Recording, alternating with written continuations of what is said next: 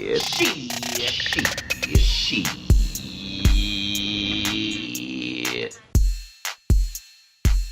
right, are we ready?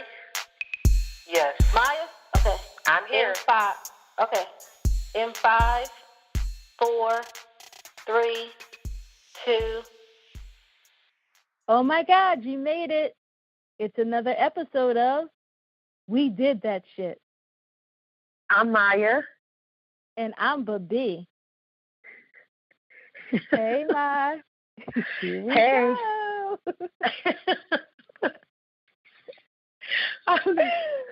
I'm sorry. I don't know what it is. When we get on the phone, it's just, laughter. It's all joy. I said when we get on the phone, not when we get on the phone, but when we get on the podcast and when we get on the phone, actually. It's all joy. It's still springtime. And I mean, we talk every day about everything, so. Right. I don't know. So what's up? How was your week? You know what? My week was pretty good. I still am not eating lunch with people, but you know that story already. And I would like to announce that I actually did the in-home workout. Woo, woo. Look, I'm doing it up. Sweat. I mean, like, sweat. I mean, yeah, I sweat. I was in here doing burpees, sit-ups. I mean, you name it, and I was in here doing it. And it was so funny because I was talking myself out of it the whole time each day. Like, I don't feel like doing this. You got a week off, chill. But then when I tried to put on a pair of pants and they wouldn't button up, I was like, you know what? Get up there and do them burpees, girl. So I got it done. That's really how my week was. I was focusing on completing my personal journal, getting the in-home workouts going on, the holiday. Holiday. The holiday and the spending time with family, celebrating Jesus. And, it's all good. My week was pretty, fantastic. I can't even lie. How about yours? My week was good. I think somebody tried to set me up at work on some shenanigans. Girl, crazy. And, not on some, let me tell you about this bitch, Sabrina. Oh, my gosh. First of all, let me tell you about this bitch, Sabrina situation at my job is like out of control. Like, for real. It is, the stuff is like, it's unimaginable. Like, it can't be that serious, but it really is like that crazy. So anyway, it looks like, because of how the whole situation turned out, it worked in my favor. So I was so happy. Girl, and you know me, I'm walking around smiling, nice. Oh, hey, how you doing today, girl? Oh, what's girl? Your scrubs are sharp. Oh, my gosh. Did you get a haircut? Girl, you look nice. Oh, wow. Was that new perfume? Hey, girl, hey. Just yeah, you are nice chucking at it up. work.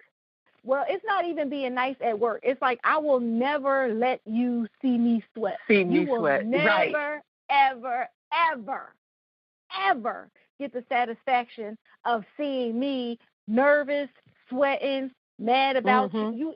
You are so insignificant. You know what? Right.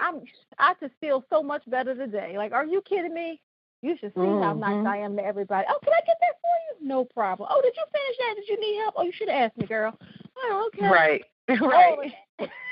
All of that. Yeah. So I'm just very glad that is over. And, moving forward, I know how to handle the situations. So my job has actually, for me, gotten much less stressful because, I was able to get some information that I needed. No thanks to certain people. But anywho, that was good. See, that's the power of spring. So that's what spring will do, girl. So brings the power. It brings the power. It brings the power. Power I didn't even know I had. I was like, oh, okay. So, yeah, so I had a good week. If I could just get more homework done, I'd be really good. But, You and this school thing, child. I know you'll be glad when it's over. Whew. I'm telling you. And I just don't know what it is. It's just nursing school. I love school my whole life. And when I tell you I hate every day of nursing school. But anyway, I don't want to dwell on that. It's spring. So what is our topic today? This week we're going to focus our energy, and the topic is going to be about autism. You know, April is Autism Awareness Month. And so we are going to have a show today about autism. The wonderful world of autism. The wonder-filled world of autism. I mean, it really is a world filled of wonder because, you know, every person with autism is different. And everyone. And, you know, I have some experiences that brought me great, great joy and some that have brought me great, great frustration. But, you know, I wouldn't trade it for the world. It is what it is. So Tuesday, April 2nd is Autism Awareness Day. That's when we light it up blue. I have my porch light ready. We turn our porch lights on. They shine blue. You're supposed to wear blue to work. So if you haven't left for work already, go back and change. Put on something blue. Because April 2nd I got my blue ready. April 2nd is light it up blue for autism. Okay, So before we start talking about my jig, who did some shit this week? Do you want to start or you want me to start? I could start. Okay. I could start because I have two things, and they're kind of related. Okay. So first I want to mention Heineken. Now, Heineken, what are you doing, Heineken? Like, so I have been to Amsterdam, and when I went to Amsterdam, the week that I was there, I think I must have went to the Heineken factory like 3 times. Okay. Because I like Heineken, you know, and they give you a lot of free samples when you go on the tour and everything. So, but Heineken has this commercial. Now, I know light beer exists. Okay? Light Bud beer. Light, Michelob Light, Amstel Light. You know, we know light beer exists. So Heineken has an ad for their light beer. And in the commercial, there's a fair-skinned woman, and she has like a glass of white wine.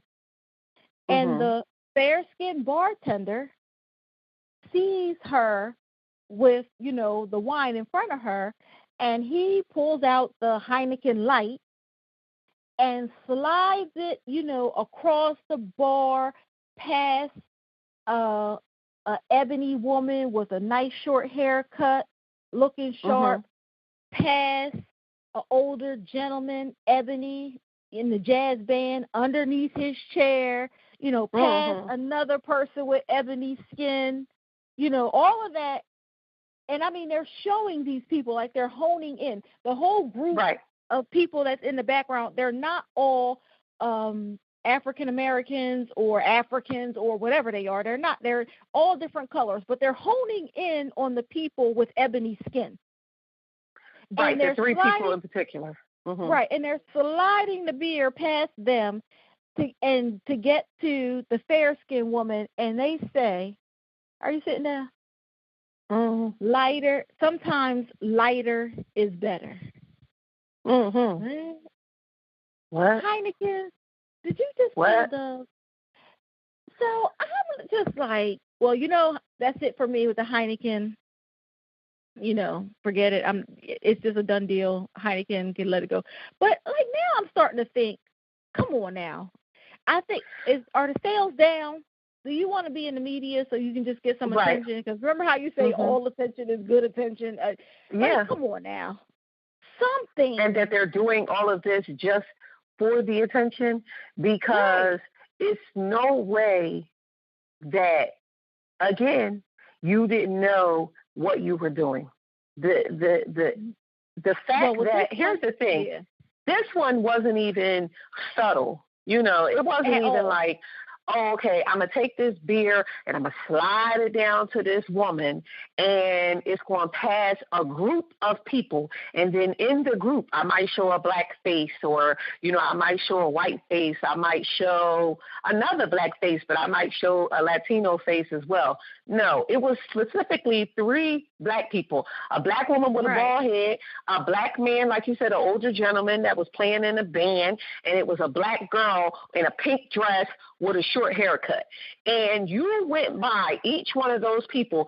All of the background people were damn near like blurred out. You couldn't even really see them.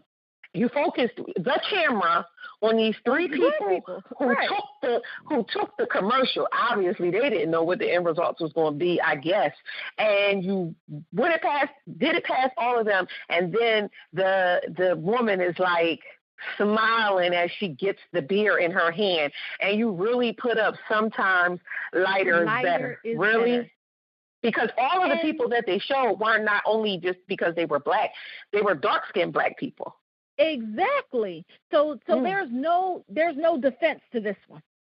There's no defense. Right. They knew exactly what they was doing. Exactly. There is no defense, because if you want to say lighter is better, and we know that there are light beers, like I ain't never seen Bud Light, Michelob Light, Amstel Light, Coors Light.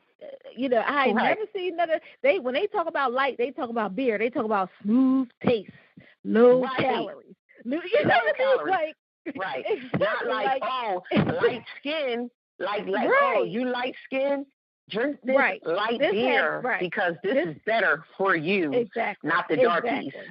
What the hell? It's too much. It is too much. I have had enough.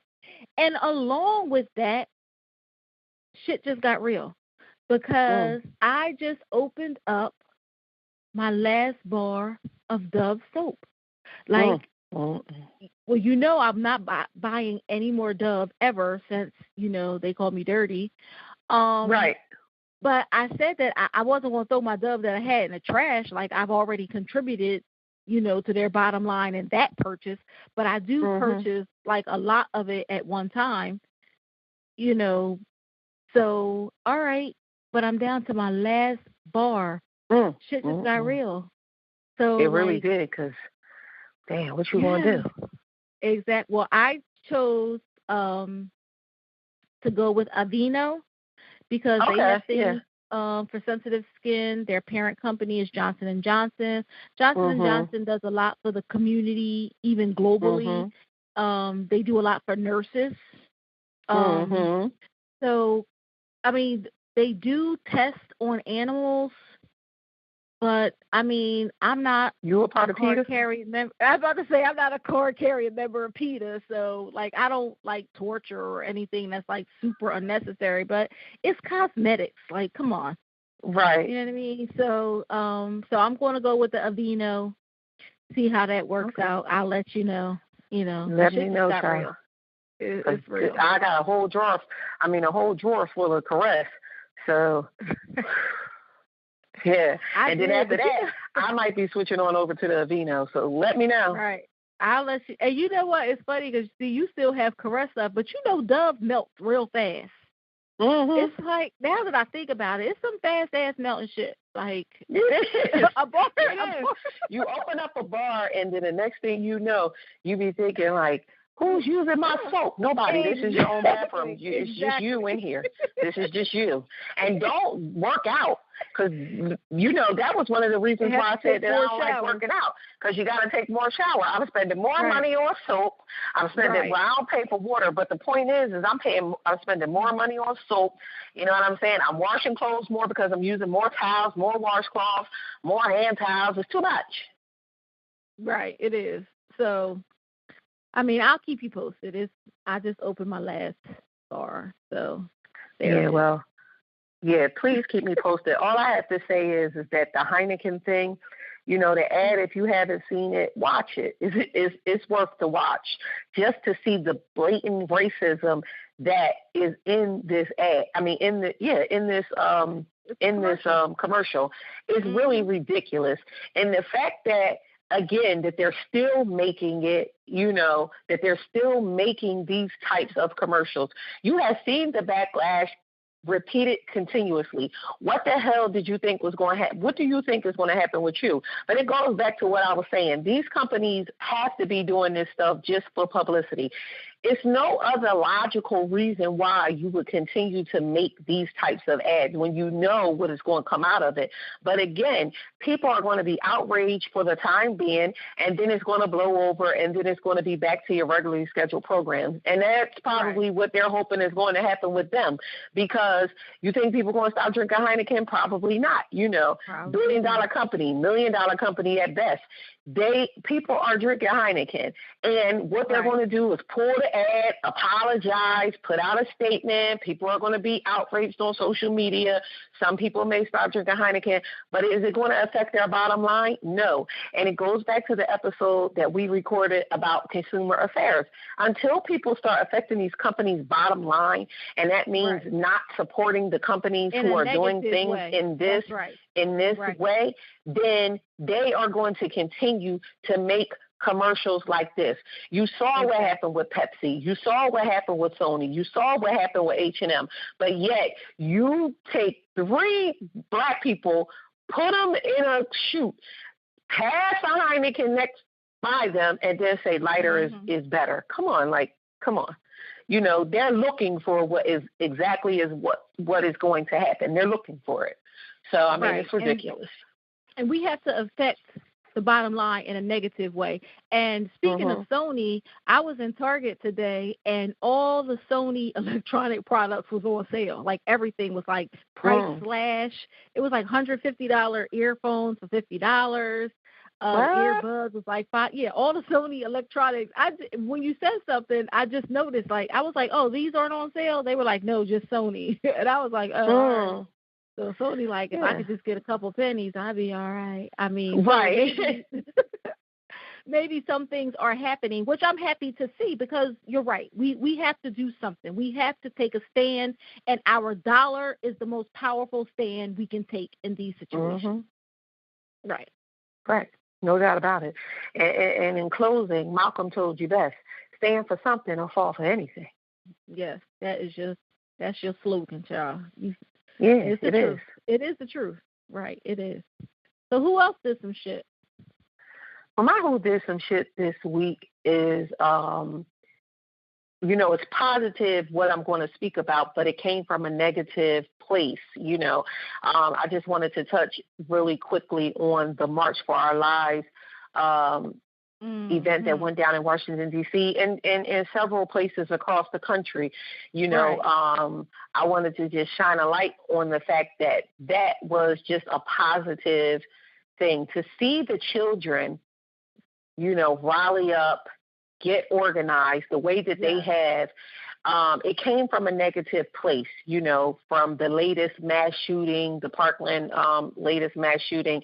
The children have really, taken a stand and are really showing that they have something to say, and they are affecting change that people don't want to see.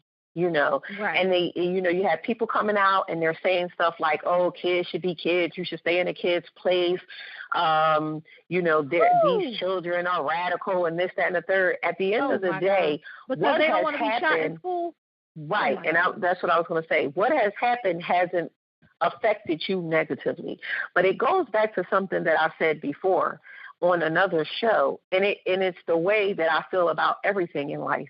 Until something affects you personally, you won't show anything towards it. If you don't have a person in your life that's addicted to drugs, you don't care about the war on drugs.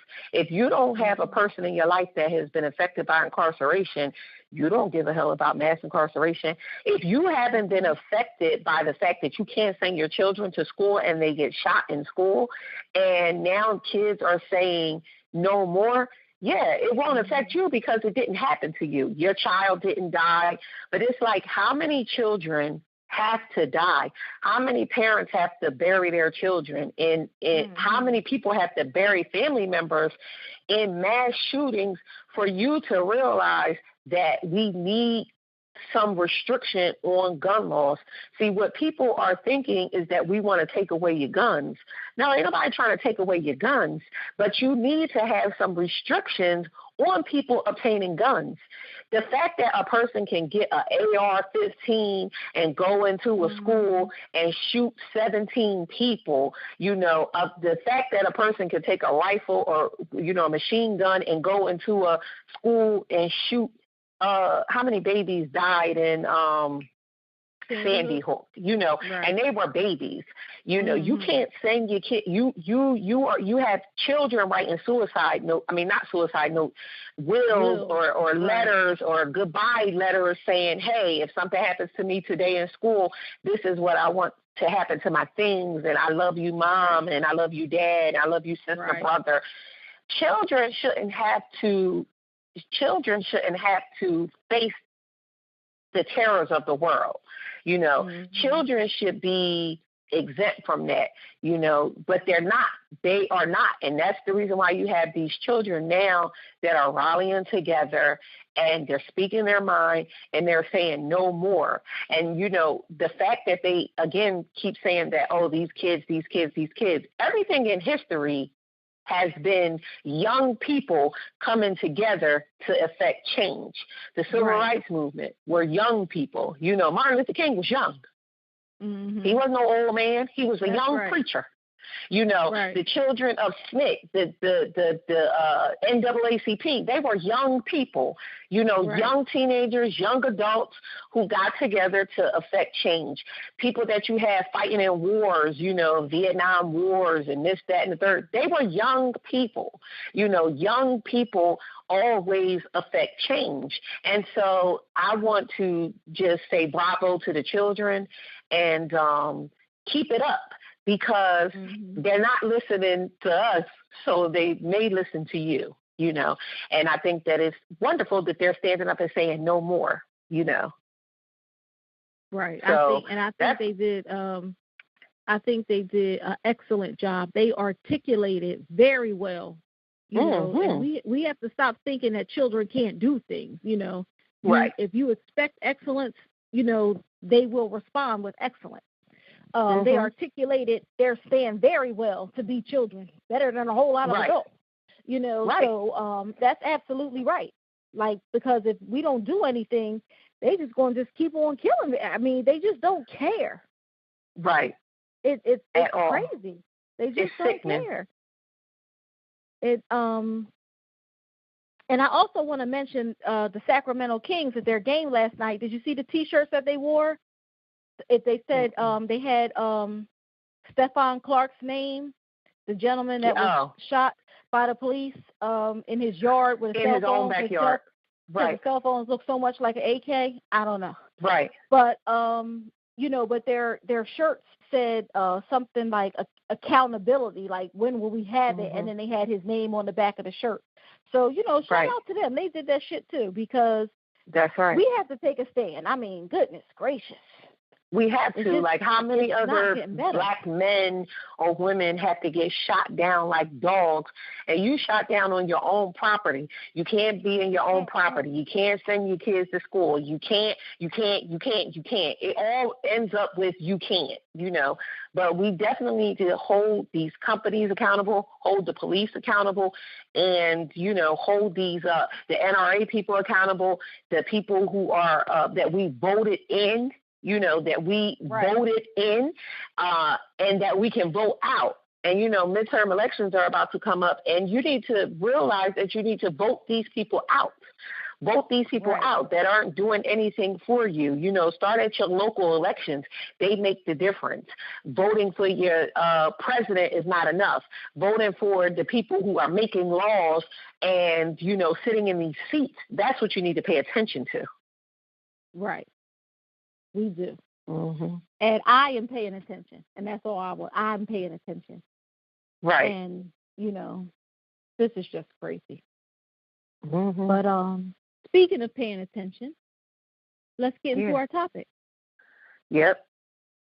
because autism is something that I think needs a lot of attention.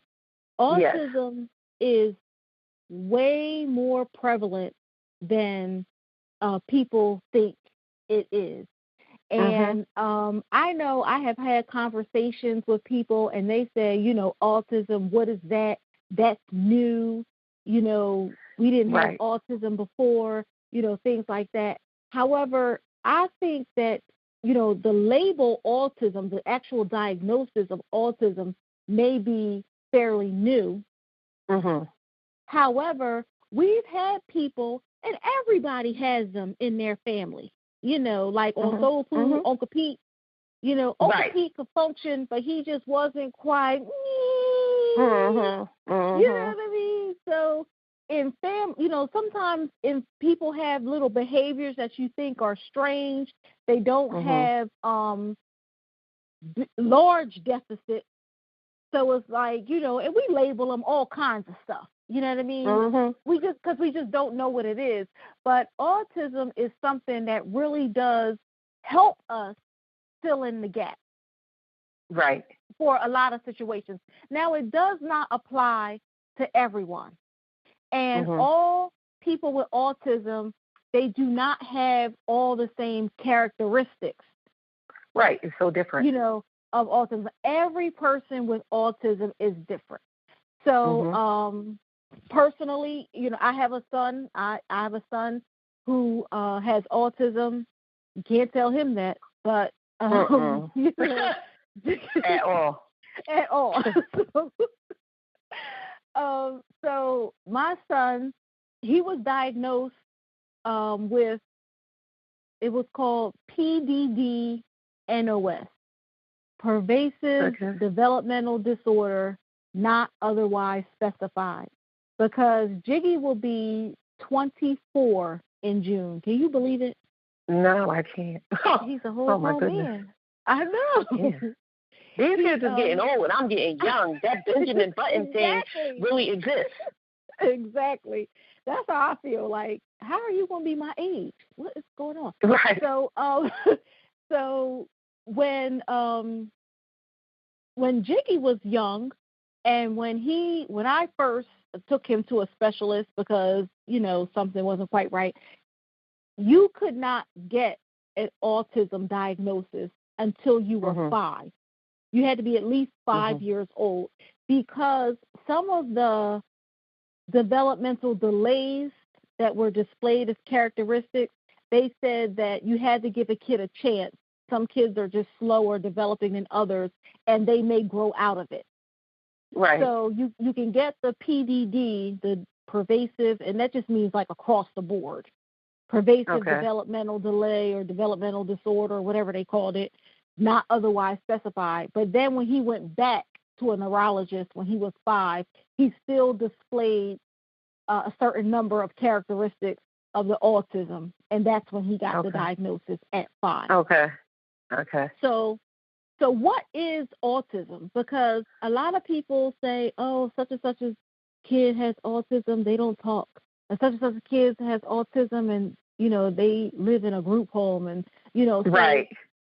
It's a lot of different things out there, but that's what autism is. Autism is like a broad range of conditions, and they're characterized by like challenges with social skills, repetitive behaviors, speech, and nonverbal communication. A lot of them have unique strengths and differences. So it's an umbrella term, kind of like, and they say it's a spectrum because you can be anywhere from very, very, very mild to very, very, very severe. And any of these characteristics that you have can be so profound over all the other things that sometimes you don't even notice the other things, like some other things. Right. So it really is a broad range. You really don't know. Now, when Jiggy, and I was a young mom, I think I was like, I don't want to tell my age. I was a young mom, not a teenage mom, not a teenager, but a young mom. Right. Not a teenage mom. but I was a young mom. And my first major in college, when I first went to college after high school, was education of the hearing impaired, because I always thought sign language was pretty. I just thought it was so pretty. I'm so glad God intervened, but because they don't make a lot of money. But anyway, so who knew that if you education of hearing impaired education, you got to take all these psychology classes, and you know that is not my thing. I don't care what you think, why you think, what you dream about, what you think it means. You know, I'm not into none of that. I was just like, oh my God. So I took Psych 101, hated it, barely got through. Then we had to take developmental psych of the baby, psych of the adolescent, psych of your kneecap, psych. I was like, and you was like, well, let me see what else I can get into around here with these majors. I'm thinking that, yeah, this ain't good for me. Okay. And that's exactly what happened. So, but in the developmental psych, we had a speaker come in, and I didn't even have children at the time, but she was talking about how, you know, little things we do with babies, how we think it's just like fun and things, but babies tell us, even when they can't talk, walk, or anything, they tell us how they're progressing in their behavior. And how milestones, how very important milestones are. Right, so, I pay attention to them greatly. Yes, but I just thought it was very, she brought a topic, she brought it in an interesting way. I paid attention, you know, I learned something that day. So of course I changed my major, life goes on. Here I go with this little baby, you know. Now Jiggy was huge.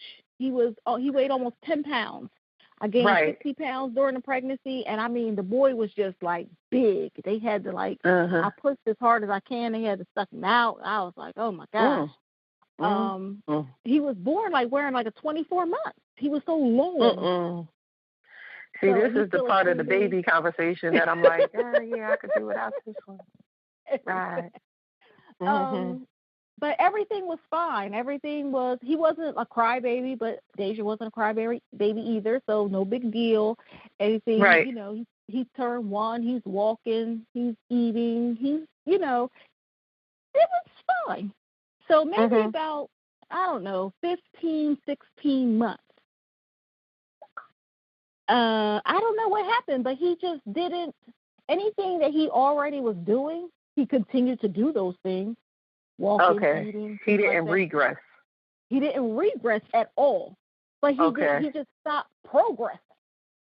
Okay. You know? Okay. And so he was. At first, we kind of thought he was deaf because which is understandable. Right, because he didn't talk much. He didn't talk. He didn't know mama, dada, goo goo, gaga, none of that. He didn't talk much. And I nursed both my children, 15 months each. So they was too big. So it was. So, you know, let me tell you something. After a while, it's like, you too big. You're too big. When you can come up to the mother, pull the breast out yourself, you too big. Okay. No. But their digestive system still needs it. There's still benefits and things like that. So, and that's what he was doing. Like, I could not wear a button-up shirt because Jiggy would have it. Every time I sat down, he was on it, and he was always tall.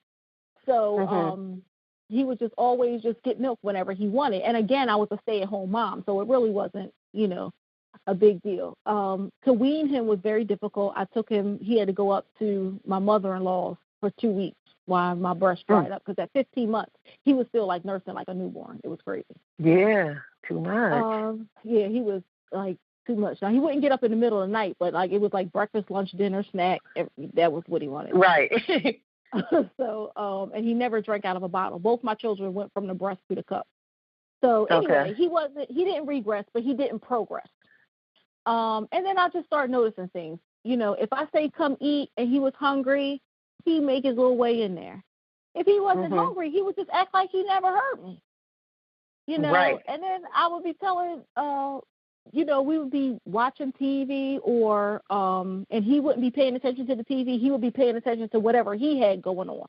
Like the TV wasn't even on. If somebody rang the Okay. doorbell, you know, it's just natural instinct, like to look toward the door or whatever, especially if like the screen, if the door was open and the screen door was there or whatever. He used to act like he just never heard it. Just, you know, so I was like, and I was like, Mom, do you think he can hear? You know, and I'm like, I don't know. So, but then sometimes he would, you know, respond to commands, but he didn't talk. He didn't talk at all. Okay. And so I didn't know what was going on.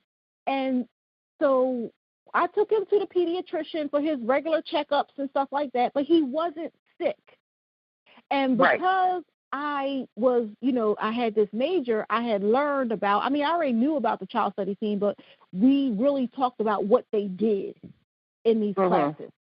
So when Jiggy was 2, I called, I was living in Pennsauken at the time, and I called Pennsauken Board of Education, like, look, I need the child study team.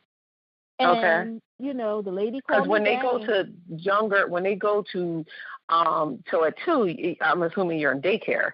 When they go to daycare, you can still request for a child study team to come, or is it the daycare through the public school?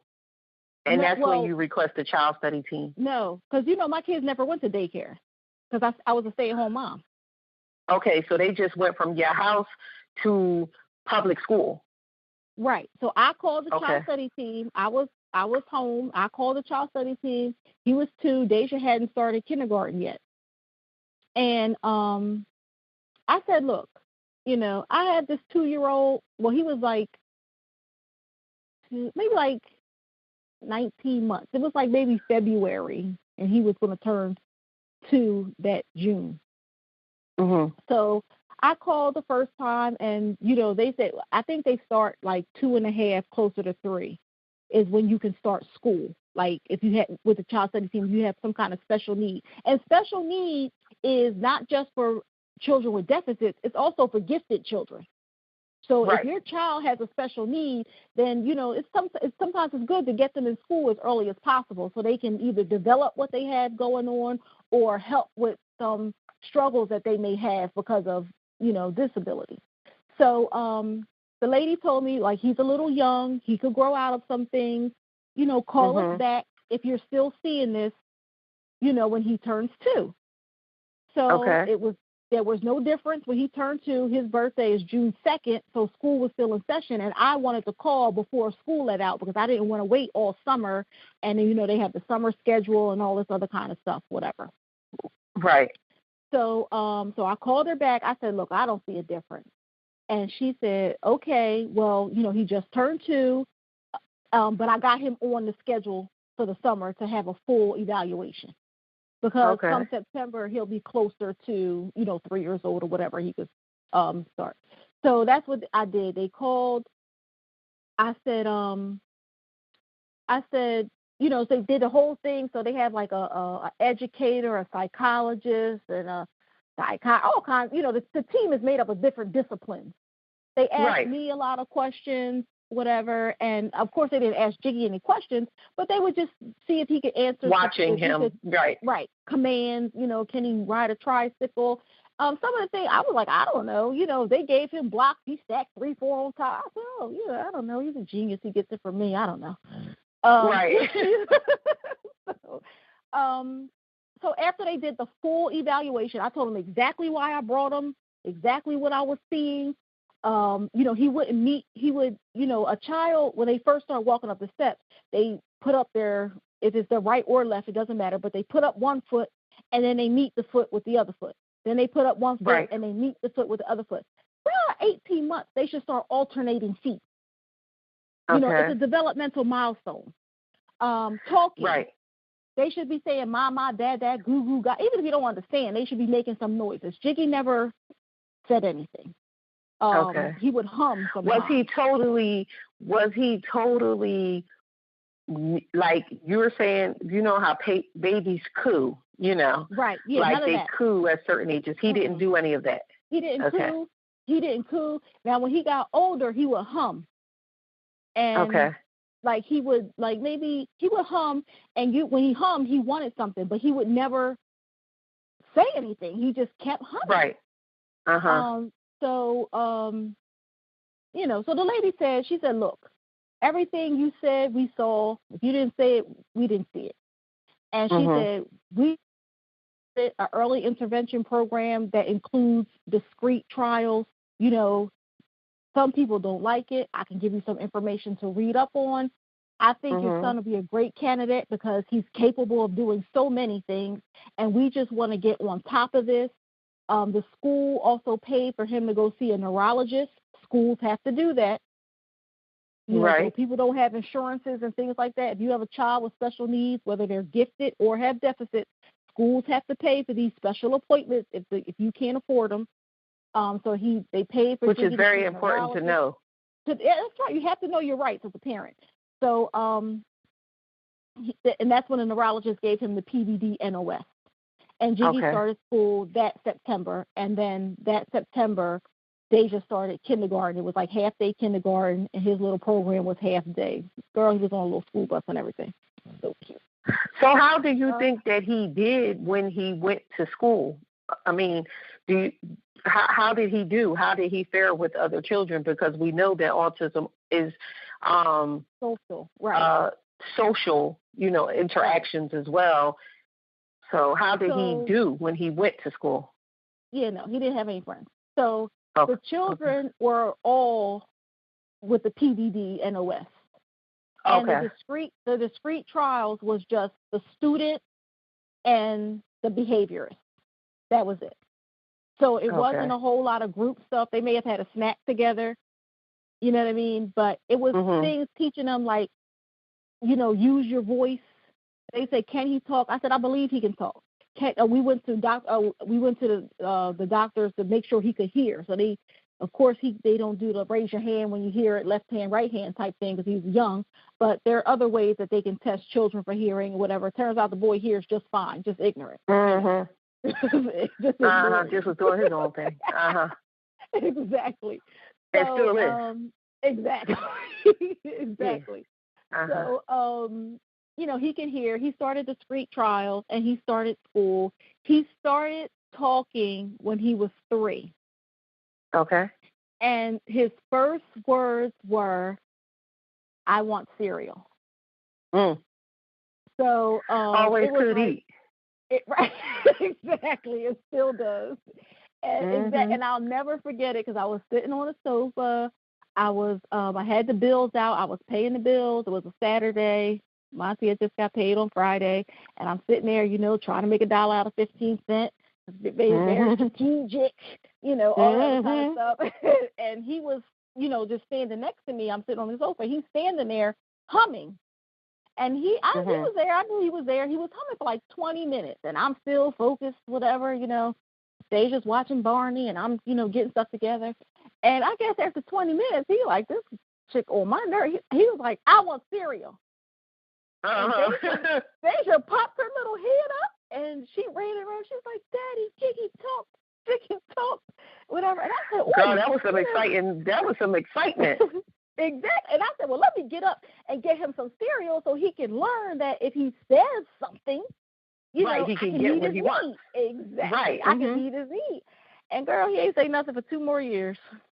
Oh, okay. So it was like, oh, okay. But at least we knew he could talk by then. Right. So, the school system, and Jiggy, I think the discrete trials did him well. He would say what his name was. He knew his name, what his address was, just certain things that a child should know for safety, things like that. He wasn't real social, but they teach them, this is your, shirt, whatever. All those little kitty things. Right. But I learned that even as a young person, when he started to talk more, he knew he could read and he understood complex science language. So we would go to Barnes and Nobles, and they could pick out a book, and I would pick out a book, and, sometimes I would sit there and read their books to them, and we would take a book home, and they could read. And, some kids pick out picture books or whatever. Jiggy would have, like, dinosaur encyclopedias. These things cost, like, $65, $70. I'm like, excuse me, son. Like, right, we on a budget. You heard me just trying to pay these bills. Right, I know you heard that. And he was little, like 4. And we went to a meeting once for our like class reunion, and my classmate, she was like the director of the Y, and we were in this room. Her desk was in there, and she was like, "Hi," and he was just staring at her like she had 7X, and what's your name? And he was just steady looking at her like, you know. And when she sat up, he could see that she had dinosaurs lined up on her desk, and he was like, "That's a Pachycephalosaurus. You know about that?" And she was like, "What?" So dinosaurs were his thing for like a long time. We went to go see Jurassic Park in a movie, and he's all analytical, like, "Oh no, the Triceratops didn't live in the same period as a Velociraptor. They would never see I'm gonna tell each you other." what. He surely has taught me some stuff about dinosaurs that I would have never thought to know. And I don't remember the stuff, but he surely has taught me some stuff about some dinosaurs. Yeah, I mean, so that is his like unique strength. That's all, like science and animals, stuff like that. So he's always had that kind of stuff. But I just want to mention that autism is very prevalent. Like 1 in 68 children in the United States have autism, and it's like 1 in 42 boys and 1 in 189 girls. So it is more prevalent in boys. Do they say why that is? No, I don't know. They don't really have a reason, because they say the cause is a mixture of genetic and non-genetic, which are like environmental influences and things like that. Some people like they do the whole virus thing or whatever. I don't know how true that is. I think the viruses get a bad rap because the vaccines. I think because of like some of the timing of the vaccines, but you start getting vaccines very young. Some of the timing of the vaccines, and then it's like coincides with the timing of the regression or the delay in progression. And so people kind of always look for something to blame, something easy. Right. But, there are children that have not had vaccines who are autistic. So, maybe it's not quite the vaccines. So, what things do you look for? The children that don't respond to their name and they're interested in something, but they won't point at it or say anything or anything like that. They have a flat affect, like their happy face is the same as their sad face, is the same as their excited face, is the same as their mad face. Right. It's like every you face. You never really know. You're like, what are you feeling? Yes. Exactly. They usually they're interested. They avoid eye contact with people like all the time. Jiggy doesn't, he totally avoids eye contact unless, as he got older, whatever. They always was trying to work on because he was always academically advanced. They always were trying to work on his social skills. And I was like, look, I need you to teach him. His social skills will be just fine. When he gets older and start liking girls, he'll be fine. Yeah. And well, let me tell enough, you, he has no problem in that area. One thing for certain and two things for sure. He might be a lot of things. Loving the ladies is not one of them. Yeah, he loves the ladies. I'm telling you, and you know what? God forgive me, because this is not about me, but it is, because really I take back every bad thing I ever said about a man whore's mother, because you really don't have any control over that. Like, who would have thought? No, you don't, because I don't know how many girlfriends Jiggy has at this point, but he will let it be known. You say, hey, what about Amber? And he'll be like, no, that's not my girlfriend anymore. It's like, it was just your girlfriend last week. Okay, cool. What's up with this one? He'll be like, yeah, that's what I'm dating right now, taking it slow. It's like, oh, okay. All right. I mean, and we have literally, like, and Jiggy can plan a date, which means, like, if my son, Jiggy gets that stuff together, okay? If he asks the chick out, he's making all the arrangements. Mom, taking Alex out. I want to go to the pizza store. This pizza one. We're going on Monday. She got this at 7 o'clock. We can meet there at this time. He don't be playing around. I need money. He got it together. I got this. Exactly. So there's no excuse of why somebody wants to take me out. They can't say, oh, I want Plan. you to, get exactly. Right. Plan. Exactly. Because Jiggy has it down. He could teach you. We can give you his information so that he could teach a class or something. He out here. So, we've been at, sometimes the pizza shop the same week with 3 different chicks, and they just be looking at me. I'd be like, I'm just a driver. I'm just in here. Right. Thank he you. tells me where we going, and we go. Smile. Thank you. I'm just a driver. So I take back everything I ever said about, man whores mothers, because you really don't have any power over that. Right. So those were some of the things that I saw in Jiggy. He just, he didn't talk. He had a very flat affect. He wouldn't respond to his name all the time. He was obsessed with one thing. Poor boy, when he's potty training, he would have an animal. I would forget the boy was on the potty, because he can go on 18 different adventures with the number 10 or something. I don't know. So, and I think it's important to know, I didn't take him to the doctor because he wasn't sick. He wasn't whiny, didn't have any sickness type things going on. And I know a lot of parents that I've met over the years who have, I don't want to say wasted time, but just for lack of a better term, wasted time taking their kids to all these doctors, and the doctors didn't get the developmental things. Right. And they kept saying they'll grow out of it, they'll grow out of it, they'll grow out of it. And then they passed that window of where an early intervention program could have helped their child in their development. So, and I also think that it's important to note that as a parent, you have parent intuition. You know when something is not going on with your child. I think that the intuition, I always feel like a parent knows first, before a doctor can tell you anything. If your child has an ear infection, you might not know specifically what it is, but you know that your child is rubbing their ear. It hurts, If you feel that your child is not progressing in the way that they should be progressing, you have that intuition. Listen to it. Right. You may not know. I think that nowadays people focus more on certain things, i.e. like reading the internet, mommy blogs, looking up milestones and this, like back in our parents' day, they didn't look up that stuff. It was just like your child did what your child did, But when you have that feeling that something just isn't right, take the steps needed. Listen to your intuition. So it's just a little plug I wanted to throw out there. And it's true, because if you're the parent, you know the child best. So, throughout all the time, like I said, Jiggy will be 24, almost my age, in June. And it's been a lot of ups and downs. I've learned a lot. I always say, autism goes against everything Black mother. We don't give our kids options. You do what I say. We don't make bargains. You do what I say. I'm a bargaining somebody.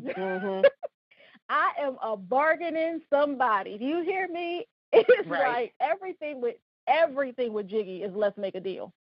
Everything. Right. Because, and it's just like, he really is my patience. I learned to be patient. I learned to accept him for who he is and let him blossom. Some of the frustrations that I've had is that because my son is what they consider higher functioning, even like he's been diagnosed with Asperger's, he has the capabilities to do great things. He's educable. He can learn. He's able to learn complex math and science, but he doesn't. Right. It's almost like he has agoraphobia. Like he really does not like to go outside unless there's some chicks. Because with the chicks, he will go outside. He definitely will. So it's very frustrating to know that he can do all of these things, but and he just doesn't. Well, let me ask you something. Well, let me ask you something before you continue. Is he not doing the things that he is capable of doing because of autism, or is it something more? Because he's able, he can do anything. We know that he can do anything. Is he not doing these things based off of autism? Is he regressing now? How is it now that he's 24? He's not. No, he hasn't regressed, and he learns on his own. He studies what he wants. When he wants, he has access to the internet and technology. And Jiggy has a YouTube page with over 1,000 followers. Brilliant. Yeah, I told you, he liked the Wonderful Me Media YouTube page, because I told him, I was like, oh, Jig, we're doing a podcast, whatever. So he liked the page.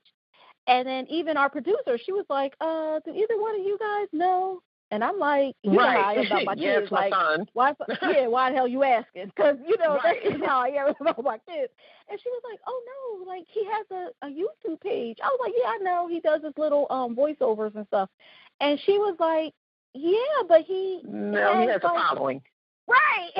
I was like, what? He's out here, like, working, doing I'm it thinking up. It's me, right. I'm thinking it's me and Tisha and, his aunts and uncles, whatever. But he has, like, over 1,000 followers. Some of his little videos have been viewed, like, over 300,000 times. People making comments on it and, talk. And he's just, he ignores all the comments. Like, next week, can you do the Land Before Time? It's like, we got to get him to post our podcast on his page so we can get some views. Oh, my God. First of all, you got to get him because you're his favorite cousin. Well, for the listeners out there, I am his favorite cousin. You are. But I have a knack with people with special needs. People with special needs, let me tell you, they love me. And it's probably because I'm so real with them.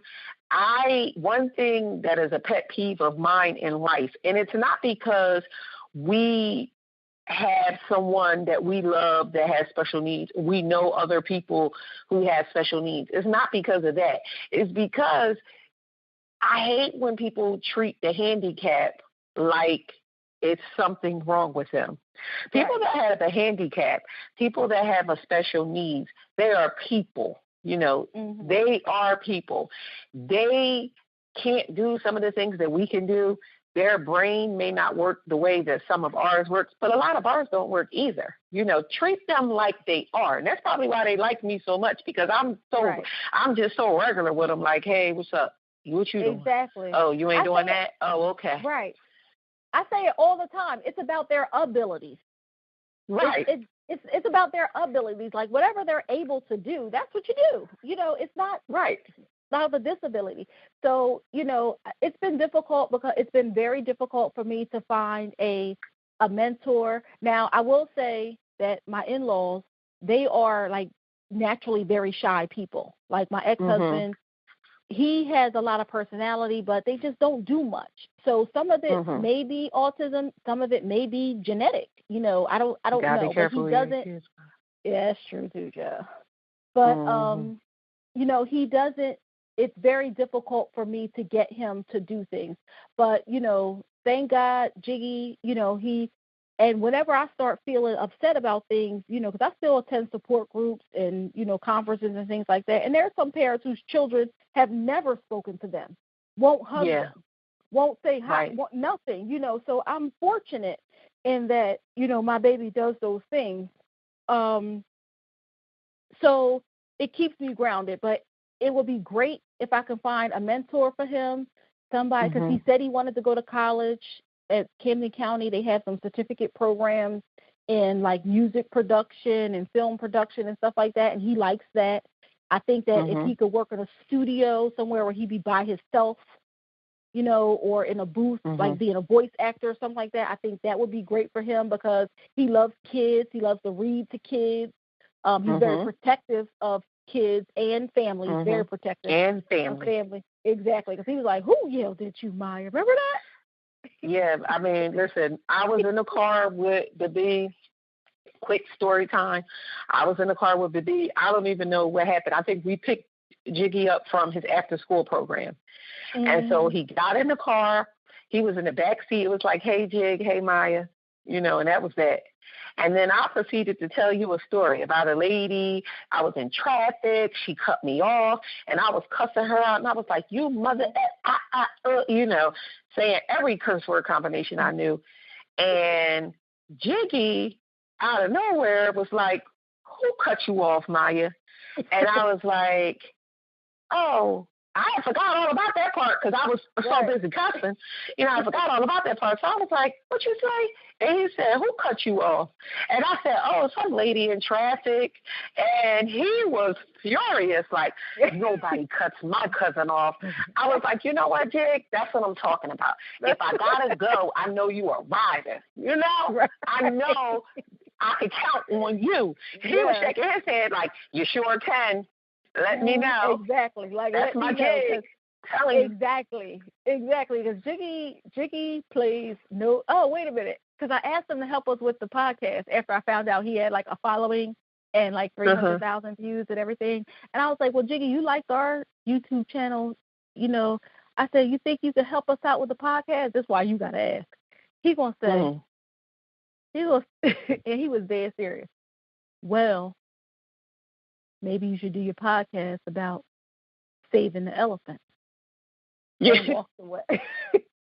He's definitely a part of PETA. He is like a car carrier member. He is not playing. So he was like, and walked away like, y'all talk about a bunch of bullshit. Right. I can't put my name on that. I don't have time for that. Right. This is not a part of my thing. But let me ask you something. Mm-hmm. How did you feel as a parent when your baby was diagnosed with autism?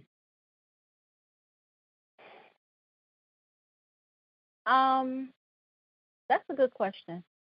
And let me say this. First of all, I'm the kind of person that I think about those things before it happens. Like, I never really wanted children because I wasn't rich and I didn't know, things could happen. What if you have a child with special needs? What if you have a child that's deaf? What if you have a child that has cerebral palsy? Are you able to take care of this child, And everybody says, oh, a kid only needs love and stuff like that. But you can't go to ShopRite and put the groceries on the counter and be like, I got some love. Right. And get milk. So, right. Right. So you do need, with all children, whether they have special needs or not, you need love, you need money, you need support, you need your village. It was, at first it was scary because I didn't know what it was. They didn't know what it was, not otherwise specified. What the hell is that? You know what I mean? And I didn't know what the future held. I didn't know if he would be able to do things. They told me he wouldn't walk and he wouldn't talk and he wouldn't, you know what I mean? Like, he would just be walking around with his head in the cloud. And I just didn't know. The divorce rate among parents with autistic children is triple the regular divorce rate, which is already high, and then my marriage didn't work out because, we just saw on two different platforms. You know what I mean? About, and a lot of it was about Jiggy. And I asked him, like, are you embarrassed? Because, it's harder for a man. That's his son. They want to go play baseball with their son and football with their son and, stuff like that. And I think he was kind of embarrassed. So it was, but I felt like I'm all he has. And if he doesn't speak, I have to be his voice. If he doesn't, show affect, I have to be his affect. And you are not, I don't care who you are not going to limit my child, for anything. So I was always the advocate at all the I sued the Board of Education to get my child for them to pay for out-of-district placement, and I won. They had an attorney and everything, and I beat a full-fledged attorney. So by myself. Because, that's my baby. And you're not going to tell me that, A, I'm not the expert on my child. And they're like, well, you can fight it if you want to. Like, that don't scare me. What you think? I sit home and eat chicken bars all day? I can read and write. You know what I mean? I'll be right back. Right. So, and it's funny because when I have to go to the Board of Education for something, like, as soon as I walk in, they're like, code 7, she's in the building. Right. They're like, go start. Get the chains off the door. No game. Right. Exactly, because they know I just don't play with them. And so Jiggy has progressed very well, but, now that he's a young man, He has all the skills that he needs to live alone. We're still working on budgeting and things like that because he's really not interested in money. If there's something he wants, he'll say, I want this. If it costs a lot of money, we'll talk about what he can do to earn the money, stuff like that. But he really doesn't, want too much. He's not a problem at all. And I want him to live independently. He cooks, cleans, washes his own clothes. He gets dapper when they have the Rutgers, any of the girls' teams, lacrosse, soccer, softball. When they have games, he'd be dapper. He'd be over there, all on their Twitter. He throws it on. Right. Clothes, the whole nine. So another question. Wait, were you finished? I'm sorry, I don't want to cut you off. No, go ahead. Another question that I had just in listening to you talk, because as you noticed, I haven't been doing a lot of talking during the podcast, just a lot of listening, because this is something that is passionate to both of us, but you have the experience with a child with autism. And so another question that I had was, why do you feel, because you mentioned that it's hard for you to find mentors and things like that for Jiggy, why do you think that is? Like, why don't they have services for people with special needs, handicapped people, when they get to a certain point? Is it because Jiggy is high functioning? Would they have more services if he couldn't do things? And what is the difference between a person that's high functioning and not, as far as services are concerned? Because it's still a need. Right. So, and that's exactly, in my experience, that's exactly what it was. Jiggy can do too much. So somebody tells me about a program, they was like, oh, you can get him a behaviorist from this program, and I'm like, okay, I call there, they do the assessment, and they like, yeah, lady, see you later. Like, this boy, he could be a mentor. And that's when Jiggy puts it on. They come down to do the assessment. Hi, I'm Xavier. How are you? Right. That's when he's like ain't nothing wrong with me. Right. Exactly. Exactly. And that's when he puts it on. So he, I've even paid, because for a while, Jiggy wouldn't go to school. There was something going on at school that he just didn't like, and I could not get this boy to go to school. So it was like, and, they're very particular. People with autism, a lot of them are very particular. So the letter comes, and they says, your bus will be here between 7:25 and 7:35. If the bus came at 7:20, Jiggy will open the door, sit on the little bench that I have at the door, look at the bus, wait till it's 7:25, and then leave out the door and get on the bus, because he's supposed to be here between 7:25 and 7:35. If the bus came after 7:35, Jiggy would be like, I'm not getting on the bus is late. What? Right. And then it was like, come on, Jig, I'll take you. No, you can't take me to school. I take the bus. What? Right. So I found someone who himself had some struggles, because he's hearing impaired. Like, he has a master's degree, he's functioning everything, but he is hearing impaired. He can hear some hearing aids or whatever, but he was in a master's program, and he started coming every morning to get Jig into a routine of going to school, whatever. And, like, thank goodness, because he was able to finish school and everything. But then, he had a master's degree. He went and got a job, and I just haven't been able to find anyone to, carry him into the next step. Now, I've asked him, like, come on, you want to go down to the college and sign up for class? And sometimes he'll just say, I'm not going to talk about that with you. You're the mom.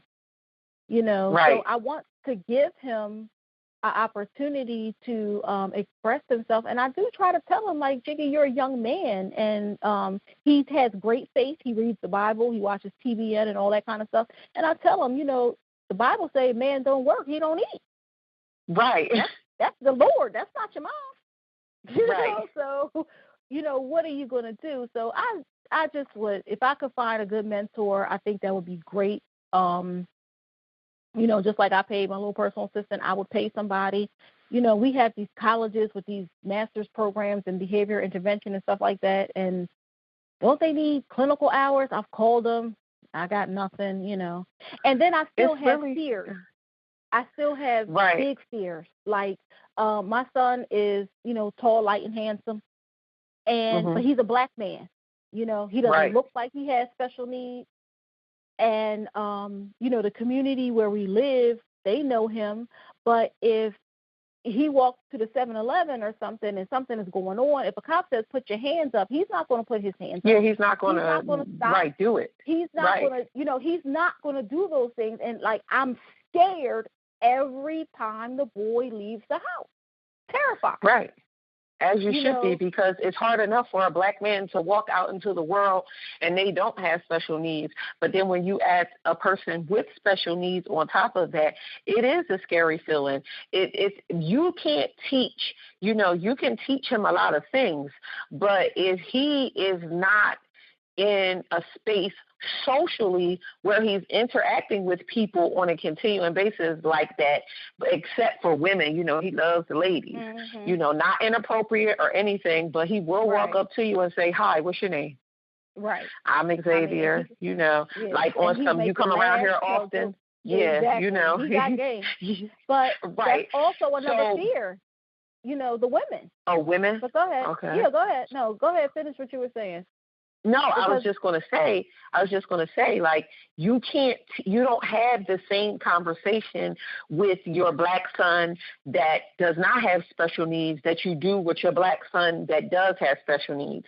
And these police officers or anyone of authority are out here and they're not getting properly trained. There are people dealing with people that have special needs on a day-to-day basis that aren't properly trained. You go to the grocery store, you go to the mall, you go to the whatever. If a person is different, then they're automatically treated different. And it goes back to my point with treat them all the same because they're human beings, and at the end of the day, that's what it boils down to.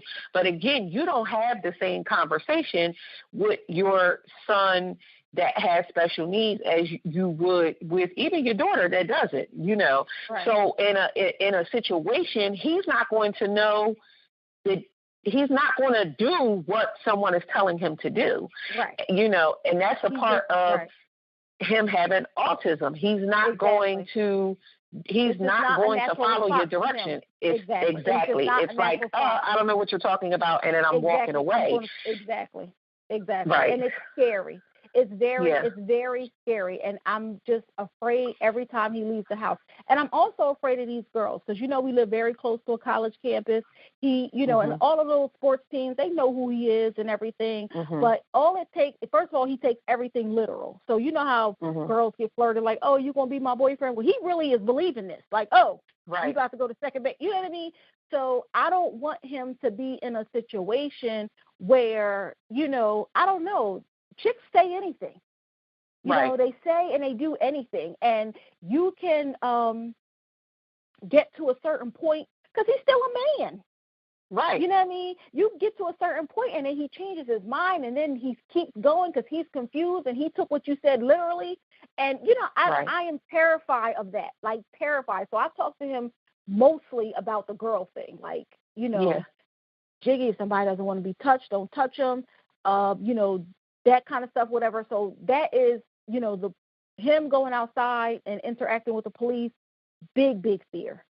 Women, big fear. And then my third biggest fear is just like mean people. People just people are just mean. They're not courteous. Really?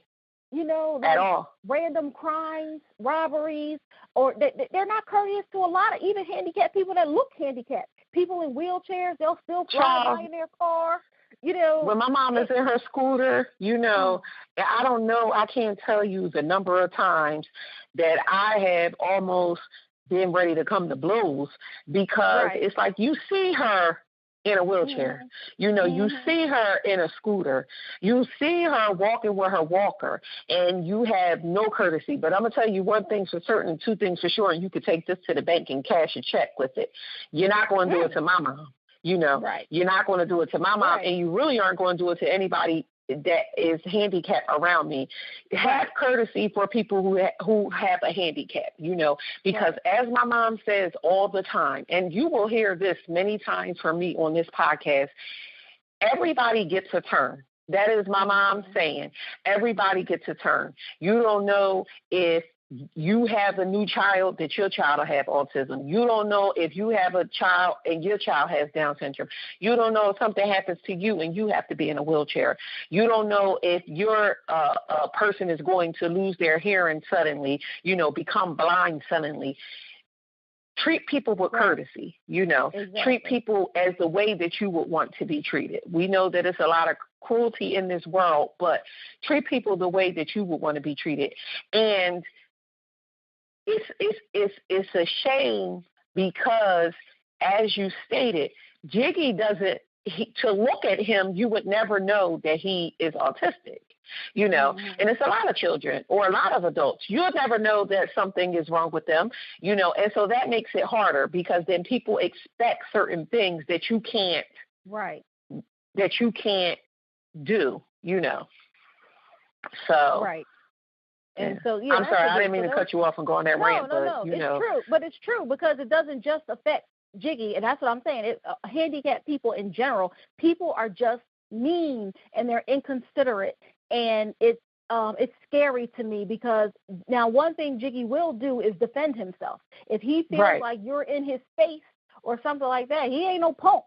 You know what I mean? Right. He will but he doesn't say, "Excuse me, I feel uncomfortable. You're in my space. Could you please back up?" He's not gonna do that. You know what I mean? Right. So, and so people just take liberties all the time. So those are the things that really scare me the most. But overall, it has been an experience. But it's my life. I wouldn't trade it for anything. I love Jiggy to death. I did know, like after Jiggy was diagnosed with autism, I did know that I never wanted any more children because I didn't know what was going to happen, and it was just, it's just a lot. So I ask Deja all the time, "Are you okay? Are you getting enough attention? Do you need it?" You know what I mean? When they were younger, because that has to be very stressful on even your other child because you have to give a lot of your focus on the child that has more of the need. And so you put more pressure on the child that does not have the need because you expect them to just you can do it, and I have to do this over here, and so even in this episode, we want you to take away from it that people with special needs are people, They are people. Just like you and just like me, they have some difficulties. They have some things that they may not be able to do that you are able to do, but they are still people nonetheless. And before we wrap it up, Bibbi, if you could just go over again some of the early signs that people might want to pay attention to when it comes to autism, that would be great.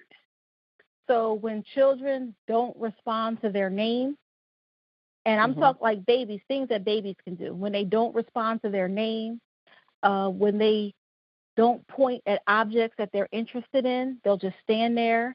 A lot of times they don't play pretend games like, have a little car and be like, vroom, vroom, vroom. They don't do those type things.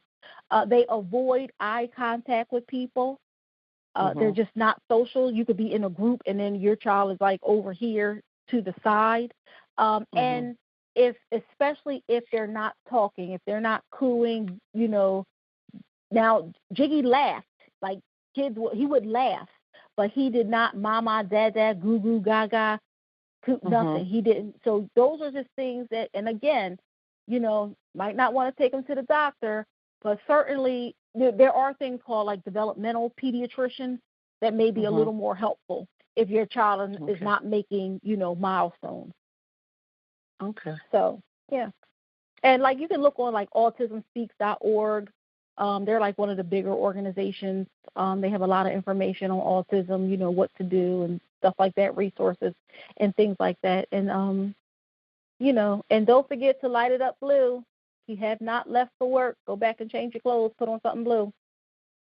April 2nd is Autism Awareness Day. The whole month is Autism Awareness Month. So we'll be posting things. I'll definitely be posting things on Facebook and Twitter, about little vignettes about the wonder-filled, world of autism, because every day is an adventure. It really is. It certainly is. And you know what? Before we even close out, I just want to say bravo for the wonderful job that you have done and you continuously do with Jiggy. I know that it's not an easy road. It's a stressful road. It's a fearful road, but it's also a lovable road. And just in closing, I want to say that thank you so much for sharing, just a little bit of your story with your son who is autistic and who we wouldn't trade for anything in the world, my baby. And, so you know what? I just want to say, again, thank you. And again, parents, we just wanted to share, not even just parents, but people, especially parents who have children with autism, or if you suspect that your child could have autism. We just wanted to share a little bit of information because it is Autism Awareness Month in April, and we hope that you gain some type of knowledge, but also some type of compassion. We hope that the listeners out there can take something that we said and obtain it to treat people like people, no matter what the need. Exactly. Yes. Yeah. Exactly. Yeah. Yeah. And all right. Yeah. So listen, before we go, you want to get in with these personal journals? Sure. Okay. Well, you want me to start with mine? It doesn't matter today. It's either one of us. Okay. Well, you know what? My personal journal, that I come off the cuff with my personal journal. It's not something that I really think about unless I have something specific that I want to do. My personal journal this week is going to be based off of the topic. What it's going to be is that I'm going to treat people with more compassion. I think that I do a wonderful job with the handicap, especially because I'm exposed to the handicap. My mother has, my mother is handicapped. I have cousins who are handicapped. And so I'm exposed to the handicap. And because of that, I probably treat it in a more delicate manner. But I'm going to practice more compassion, more patience for people in general, but especially for those with special needs, because they are special indeed. And so I want to, and also, you know what? I'm going to stop being so aggressive with people who aren't like me with the handicap. Now, I'm not going to say I'm going to totally be like nice. I'm not saying that, at all. Because if you think that you're going to cut my mom off if she in her scooter, you got another damn thing coming.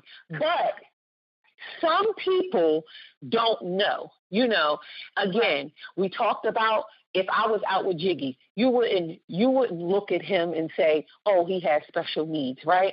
And so because of that, if something happens and then you just happen to find out that he has special needs and your reaction is a little bit different, I'm going to work on trying to have my reaction a little bit different, because I'll be like, well, what the hell are you looking at? What the hell is the problem? But I'm going, because everybody doesn't know.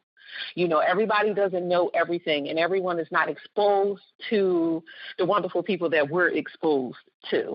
So I'm going to try to work on my compassion a little bit too. And that's my personal journal for this week. That's a good one, Maya.